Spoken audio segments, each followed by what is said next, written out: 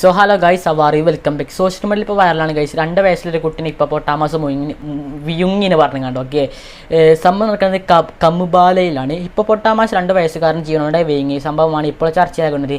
2 വയസ്സുള്ള ആൺകുട്ടിയെയാണ് വീങ്ങിയത്. കുറച്ച് കഴിഞ്ഞ് ഛർദ്ദിക്കുകയും ചെയ്തു. ഛർദ്ദിച്ചോ? ഓക്കെ. പോൾ ഇഗ എഡ്വാർഡ് തടാകത്തിന് സമീപം തൻ്റെ വീടിന് സമീപം കളിച്ചുകൊണ്ടിരിക്കുമ്പോഴാണ് ഇപ്പോൾ കുട്ടിയെ വീങ്ങിയത്.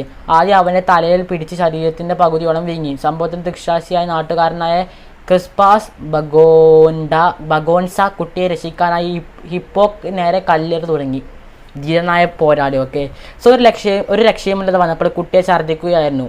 എഡ്വാർഡ് തടാകത്തിൽ ആദ്യമായിട്ടാണ് ഇങ്ങനെയൊരു സംഭവമെന്ന് പോലീസ് പറഞ്ഞു. കുട്ടിയെ സമീപത്തെ ക്ലിനിക്കിൽ എത്തിച്ചു. പ്രാഥമിക ചികിത്സ നൽകി. അവിടെ നിന്ന് ബേരയിൽ ആശുപത്രിയിലേക്ക് മാറ്റി. മുൻകരുതൽ നിലയിൽ കുട്ടിക്ക് വാക്സിൻ നൽകിയിട്ടുണ്ട്. ഓക്കെ, സോ എന്തൊക്കെ സംഭവങ്ങളാണ് ഗൈസ്. ഹിപ്പോപ്പൊട്ടാമസ് വരെ വീങ്ങുന്ന കുട്ടികളെ. Very clueless psychopath hippopotamus. So like അടിച്ചാൽ കമൻറ്റ് ചെയ്യുക. ഓക്കെ, സൈക്കോപാത്തിനെ കുറിച്ച്.